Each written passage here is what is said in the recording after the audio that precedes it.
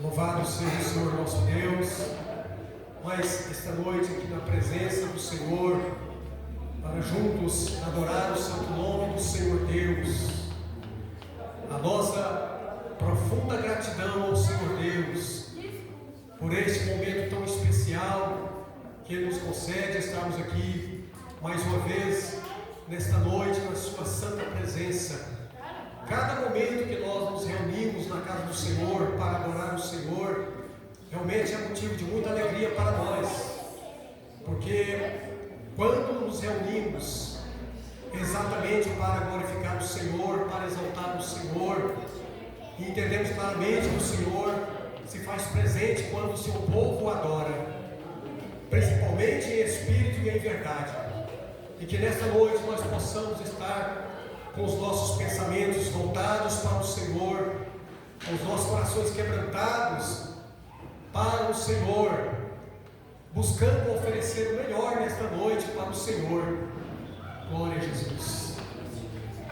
Estão entendendo, irmãos, o que eu estou falando? Buscando oferecer o melhor para o Senhor, pois Ele é digno de toda honra, toda glória, todo louvor. Interessante que o Senhor faz o melhor por nós. O Senhor faz o melhor por nós, e nós temos que ter um sentimento de gratidão, e assim estarmos oferecendo o melhor para o Senhor nosso Deus.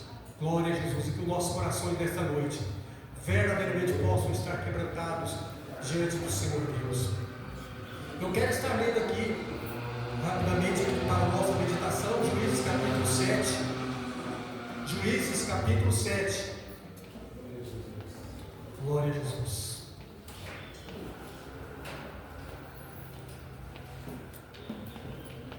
Que diz assim a palavra do Senhor: Então Jerubaal, que é Gideão, se levantou de madrugada, e todo o povo que com ele havia, e se acamparam junto à fonte de Arode, de maneira que tinham o arraial dos midianitas para o norte, pelo monteiro de Moré, no vale.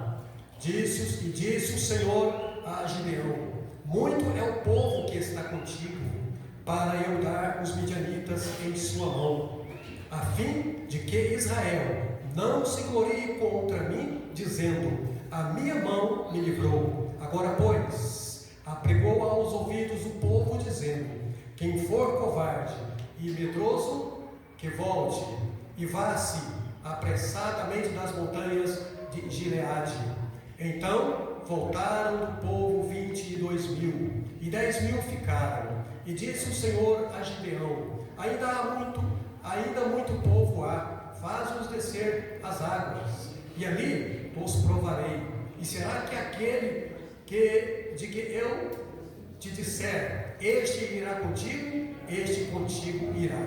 Porém, todo aquele de que eu te disser, este não irá contigo, este não irá. E fez descer o povo às águas. Então o Senhor disse a Gideão: Qualquer que lamber as águas com a sua língua, como as lambe o cão, esse porás à parte. Como também a todo aquele que se abaixar de joelhos a beber. E foi o número dos que lamberam, levando a mão à boca, 300 homens. E todo o resto do povo se abaixou de joelhos a beber as águas. E disse o Senhor a Gideão: Com estes 300 homens que lamberam as águas, vos livrarei, e darei os midianitas na tua mão, pelo que toda a outra parte se vá, cada um ao seu lugar.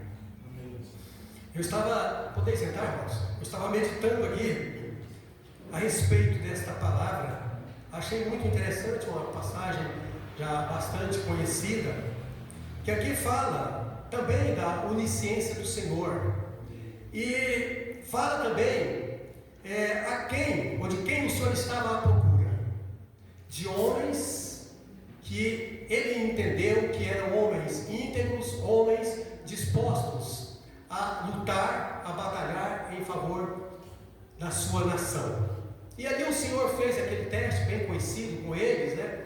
Que mandou que aqueles que que eles bebessem a água como um cão, lambendo com a língua. E nós sabemos que o cão, quando ele está bebendo água, ou melhor, ele só bebe água assim, lambendo e olhando. E os outros fizeram o contrário, eles se abaixaram a beber, e de formas que, se o inimigo chegasse neles, poderiam ser atacados. Então o Senhor escolheu apenas esses 300 homens para lutar contra os midianitas. Entendemos aqui, irmãos, que o Senhor verdadeiramente está à escolha de pessoas íntegras, pessoas dispostas a lutar pela causa do Senhor. E o Senhor está em busca de uma igreja que tem um sentimento verdadeiro de servir ao Senhor, de agradar ao Senhor e de fazer a obra do Senhor. E como diz aqui esta palavra interessante, que o Senhor prova. O Senhor provou ali aqueles homens. E observa que eram 300 ou 32 mil soldados. E voltaram 31.700 soldados. Quer dizer, 31.700 não serviram para a obra que o Senhor queria, tão somente 300. Entendemos claramente, irmãos. Na verdade, nós sabemos que o Senhor, Ele quer número sim, mas Ele está à procura, mesmo que seja um pequeno número, que tenha fidelidade a Ele. Um pequeno número que busca o servir e agradar ao Senhor, uma grande demonstração. E nós estamos aqui em um número que não é tão grande, mas se nós formos um povo destemido, um povo que realmente tem compromisso com o Senhor, e isto em todos os sentidos de nossas vidas, podemos contar, podemos entender que o Senhor conta conosco. Se nós, mesmo sendo um número pequeno, formos fiéis ao Senhor, nós somos uns dos tais que servem para trabalhar na obra do Senhor. E são esses que o Senhor está procurando. E que Deus tenha misericórdia, irmãos, que nós possamos estar naquela posição, na preocupação de servir o Senhor, de agradar o Senhor e de fazer o melhor para o Senhor Deus, para que o Senhor Deus possa contar conosco na sua seara. Amém? Aleluia. Louvado Jesus. Aleluia. Por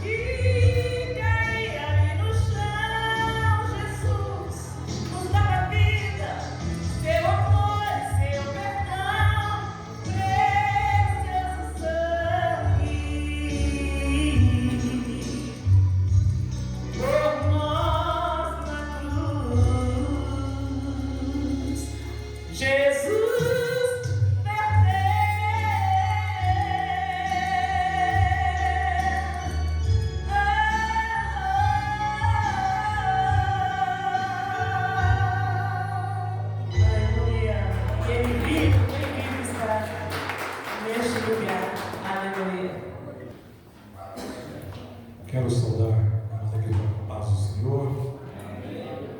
Nós vamos ministrar nesta noite a primeira carta de Paulo à igreja de Corinto, no capítulo 15.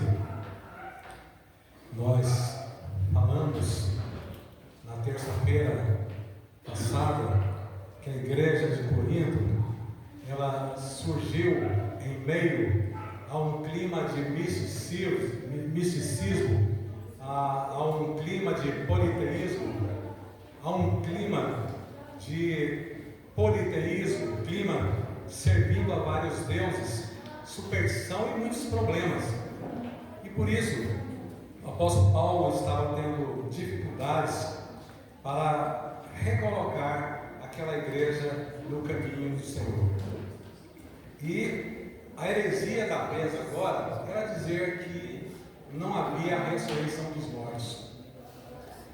Não havendo ressurreição dos mortos, logo Jesus não ressuscitou. É o que eles queriam pregar, eles queriam colocar na mente das pessoas, que não havia ressurreição e portanto Jesus não ressuscitou.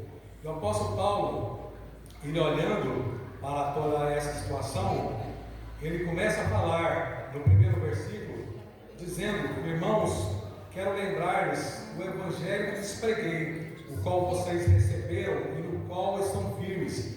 Ele começa a lembrar ao povo de Corinto, à igreja de Corinto, sobre o evangelho que ele havia pregado. Ele, como fundador daquela igreja, como alguém que tinha a responsabilidade sobre aquele rebanho do Senhor, ele está agora preocupado com o risco de ver aquelas pessoas serem atingidas por essas heresias, esses falsos mestres, como nós falamos hoje na escola bíblica, que estavam trazendo um evangelho diferente. E lá em Gálatas, capítulo 1, versículo 8, o apóstolo Paulo, falando nesse mesmo contexto, ele falou que se ele, ou nós, ou até os anjos, trouxessem um evangelho diferente daquele, ele deveria ser considerado anátema, deveria ser condenado. E assim, nós percebemos, irmãos, a dificuldade que o apóstolo Paulo está tendo com esses hereges que estão tentando desviar as pessoas do caminho da salvação. As heresias, elas não têm outro propósito a não ser de desviar as pessoas do caminho da salvação. E aqui Paulo está orientando essa igreja, dizendo, falando sobre a ressurreição.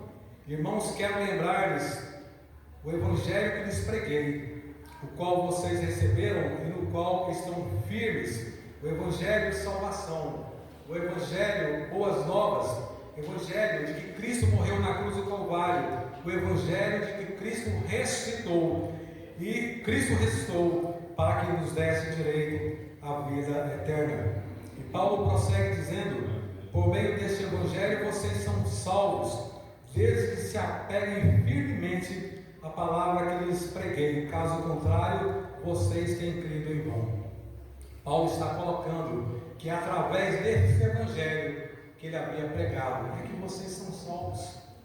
E se vocês permanecerem nesse caminho, se é que vocês não creram em vão, nós vemos aqui, irmãos, o risco, o perigo das pessoas desistirem do caminho da salvação, as pessoas ignorarem o amor, a misericórdia, a bondade de Deus, que enviou o seu Filho para morrer na cruz do Calvário, para nos remir do pecado, para nos dar direito de salvação. Paulo, dizendo no versículo 3, pois o que primeiramente lhes transmiti, foi o que recebi, que Cristo morreu pelos nossos pecados, segundo as Escrituras, foi sepultado e ressuscitou no terceiro dia, segundo as Escrituras, e apareceu a algumas pessoas. Ele está dizendo: olha, o que eu estou transmitindo para vocês é aquilo que eu recebi. Eu recebi do Senhor, de que Jesus Cristo, Ele morreu pelos nossos pecados. E aqueles hereges, eles estavam tentando pregar algo completamente diferente, que não havia ressurreição dos mortos, que era impossível que isso acontecesse, porque a carne era má. Assim diziam os gregos, e por essa razão ela jamais poderia ressuscitar. E aqui Paulo, ele está dizendo que esse evangelho, essas boas novas de que há a ressurreição dos mortos, ele está dizendo, eu recebi esse evangelho, eu recebi essas boas novas, que Cristo ressuscitou e morreu pelos nossos pecados, segundo as Escrituras, foi sepultado ao terceiro dia, segundo as Escrituras, e apareceu a Pedro primeiramente. Ele, quando fala aqui, apareceu primeiramente a Pedro, Pedro ele negou a Jesus 3 vezes. Ele poderia dizer, apareceu aos 12 apóstolos, mas ele está colocando aqui em especial a Pedro, porque Pedro, ele havia negado, traído Jesus 3 vezes, e Pedro era um daqueles 3 que andavam com Jesus, Pedro, João e Tiago. Era um discípulo, um apóstolo que tinha muita importância para Jesus. Quando Jesus ressuscita, ele diz, olha, vai, anuncia aos meus discípulos e a Pedro, que eu ressuscitei a Pedro. A posição de Pedro, não nesse contexto que querem dizer e colocar Pedro como o primeiro Papa, jamais isso aí.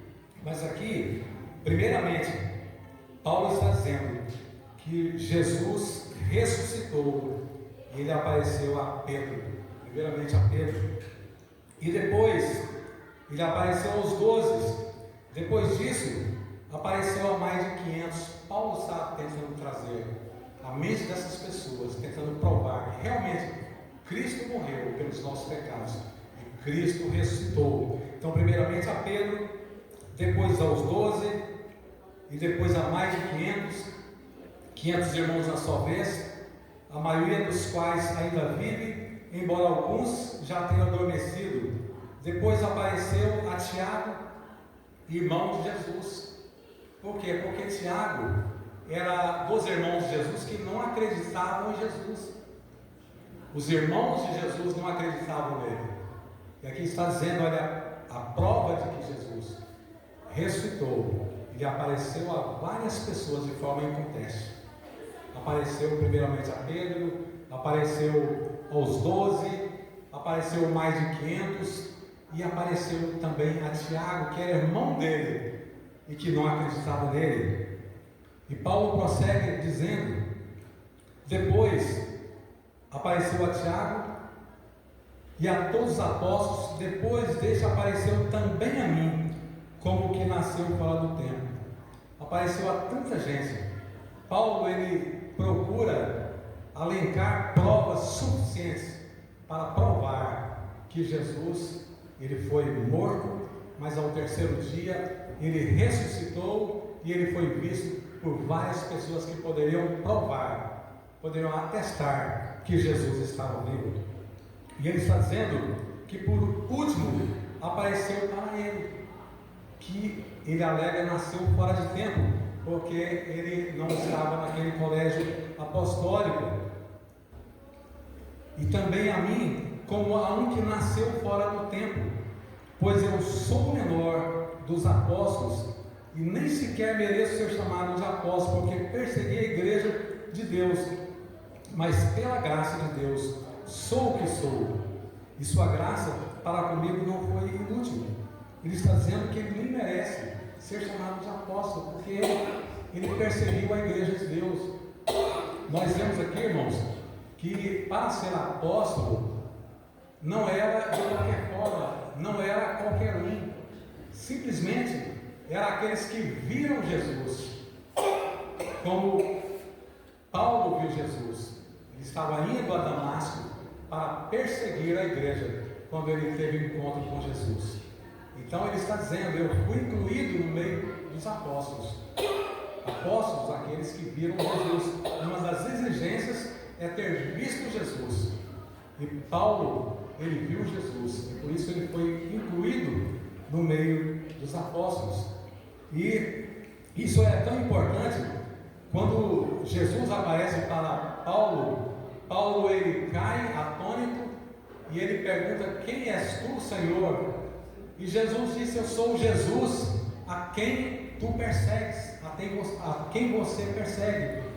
E essa declaração de Jesus não existe em lugar nenhum da Bíblia, nem em Apocalipse. Eu sou Jesus.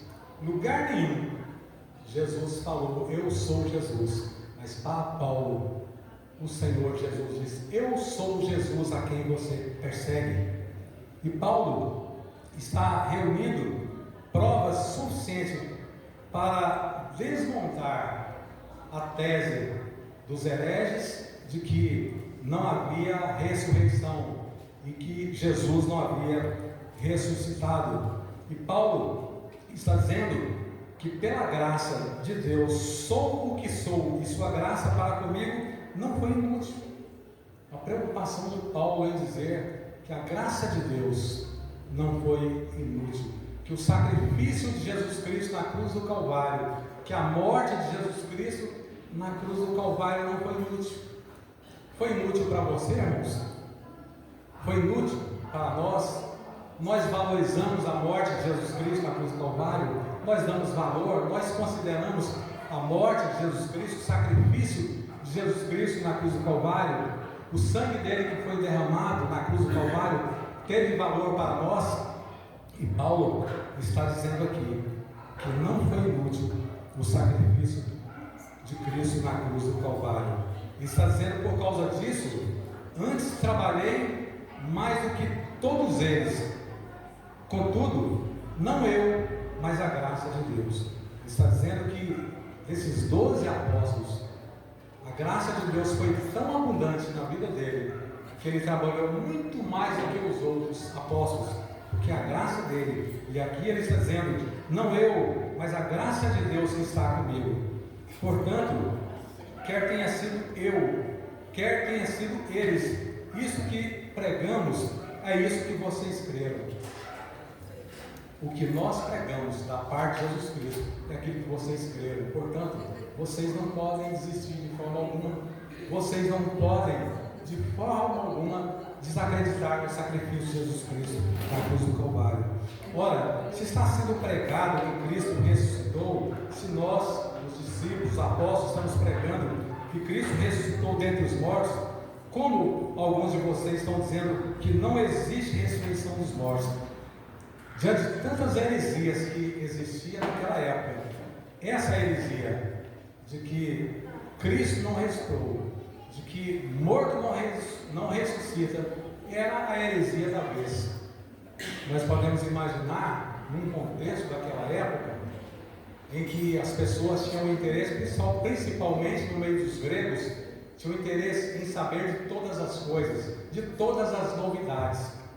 E as pessoas muito cultas, como eram os gregos, estavam dizendo, não é verdade, isso é mentira, não existe ressurreição. Como foi falado hoje na escola dominical, as pessoas que trazem heresias, isso começa de pessoas que se dizem altamente cultas, pessoas que são mestres, que são grandes filósofos, eles trazem essas mentiras. E aqui nós estamos vendo esse contexto lá no berço da sabedoria, da filosofia. Os grandes, os entendidos estão dizendo que não há possibilidade alguma de haver ressurreição dos mortos. E Paulo está ali combatendo essa mentira, combatendo essa heresia. E ele está dizendo, se não há ressurreição dos mortos, nem Cristo ressuscitou. E se Cristo não ressuscitou, é inútil a nossa pregação. Se não há ressurreição dos mortos, o que nós estamos fazendo aqui? Nós perdemos o nosso tempo. Nós estamos fazendo algo que não tem valor algum. E se Cristo não ressuscitou, é inútil a nossa pregação, como também é inútil a fé que vocês têm, a fé de vocês, o Evangelho, tudo que vocês receberam. Se Cristo não ressuscitou, se não há ressurreição, se Cristo não ressuscitou, não tem valor algum.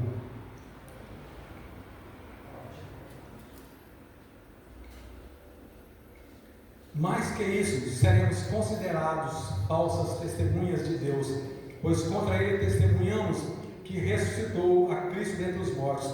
Paulo dizendo, nós somos testemunhas de que Deus ressuscitou Jesus Cristo dentre os mortos.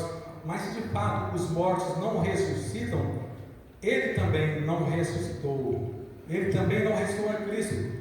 Pois se os mortos não ressuscitam, nem mesmo Cristo ressuscitou. E se Cristo não ressuscitou, inútil é a fé de vocês. É a fé que vocês têm e ainda estão em seus pecados. Nesse caso também, os que dormiram em Cristo estão perdidos.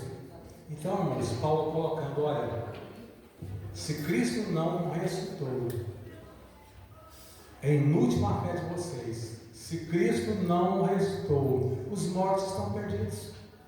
Nós também estamos perdidos, porque se Cristo não ressuscitou, não há perdão dos pecados. E a palavra do Senhor diz que o salário do pecado é a morte. Então são todos condenados à morte. E Paulo está enfatizando isso aqui. Se Cristo não ressuscitou, os mortos estão perdidos. Nesse caso, também os que dormiram em Cristo estão perdidos, aqueles que morreram, na esperança de um dia serem ressuscitados, estão perdidos, porque não havendo ressurreição, é totalmente impossível eles ressuscitarem. Então eles estão perdidos e jamais eles acordarão, jamais serão ressuscitados. Se é somente para esta vida que temos esperança em Cristo, somos de todos os homens os que mais dignos somos de compaixão. Em outra tradução, Paulo diz: se a nossa esperança for somente para essa vida, para que essa vida nos oferece, então nós somos os mais miseráveis dos homens.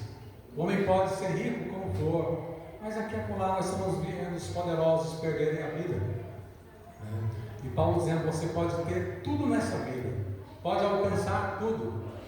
Como eu vi um grande empresário comprou uma empresa de aviação e disse: olha, meu limite é o céu, mas não o céu com Deus, é o céu, a glória humana.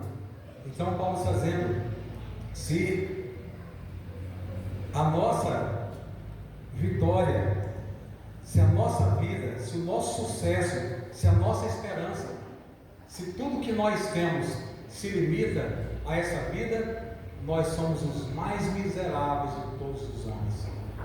Então, Paulo está colocando que se Cristo não ressuscitou, o homem está diante de uma grande tragédia, porque nós somos eternos. O homem é eterno, a alma é eterna. Deus nos fez corpo, alma e espírito.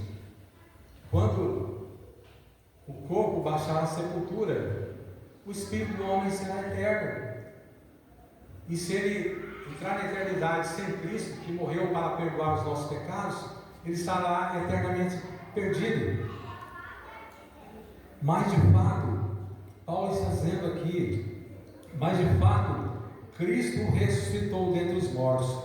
De fato, com certeza, Paulo está garantindo. Primeiro ele trouxe grandes provas de que Jesus ressuscitou e foi visto por muitas pessoas. E agora ele está dizendo aqui, mas de fato Cristo ressuscitou dentre os mortos, sendo ele as primícias dentre aqueles que dormiram, visto que a morte veio por meio de um só homem, também a ressurreição dos mortos veio por meio de um só homem. Então, Paulo está dizendo que Jesus Cristo, ele foi o primeiro de uma primícia daqueles que morreram, foi o primeiro a ressuscitar. Por que Paulo está dizendo isso? Porque aconteceram várias pessoas que foram ressuscitadas. A Bíblia registra no Velho Testamento, no Novo Testamento. Mas Jesus, ele foi o primeiro que morreu e ressuscitou e que nunca mais morrerá. Os outros que morreram, foram ressuscitados, eles voltaram a morrer novamente, ficaram velhos e morreram. Mas Paulo está dizendo aqui que Jesus Cristo, ele é a primícia, ele é o primeiro. E quando fala em primícia, na palavra do Senhor, quando fala em primícia, está falando em quê? Implantação. E quando nós estamos falando em implantação, nós somos uma geração de Cristo, nós somos uma semente de Cristo, é o povo de Deus. E aqueles nossos entes que já faleceram, a palavra do Senhor diz que eles voltarão. por causa de Cristo, que Ele ressuscitou dentre os mortos.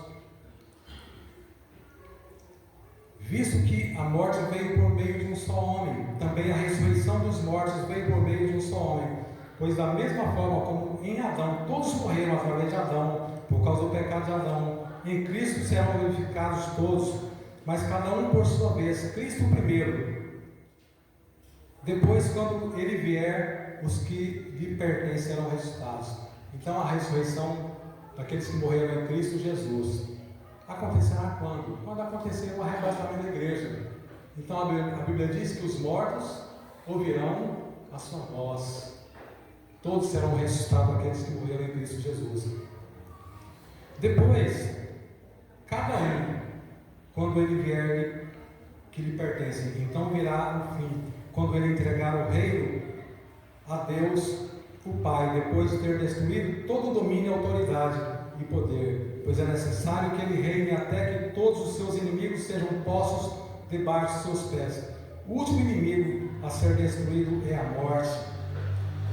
O último inimigo a ser destruído é a morte, porque a morte, ela é um inimigo cruel, sempre foi um inimigo terrível, causa dor, separação, muita tristeza, causa perda. Mas aqui a palavra do Senhor está dizendo que o último inimigo a ser destruído é a morte. Também nós, porque estamos nos expondo a perigos o tempo todo, todos os dias enfrento a morte. Isso, irmãos, digo pelo orgulho que tenho de vocês em Cristo Jesus, nosso Senhor. Se foi por meras razões humanas que eu lutei com feras em Efésios, que ganhei com isso se os mortos não ressuscitam? Ele está dizendo: olha, eu tenho orgulho de vocês. E se foi por meras razões humanas que eu lutei a minha vida contra feras, pessoas cruéis, perseguições, passei muitas privações, o que foi que eu ganhei com isso? Irmãos, Paulo está tentando colocar com muita profundidade as provas de que ele acreditava que Jesus ressuscitou. Ele queria deixar sem dúvida alguma, e por último ele está dizendo, trazendo o exemplo dele: olha, o que eu ganhei com isso? Tudo que eu perdi na minha vida, todo o sofrimento que eu tive, abri mão de tudo por causa do Evangelho. E se Jesus não ressuscitou, o que eu ganhei com isso? Só foi perda minha vida. Mas alguém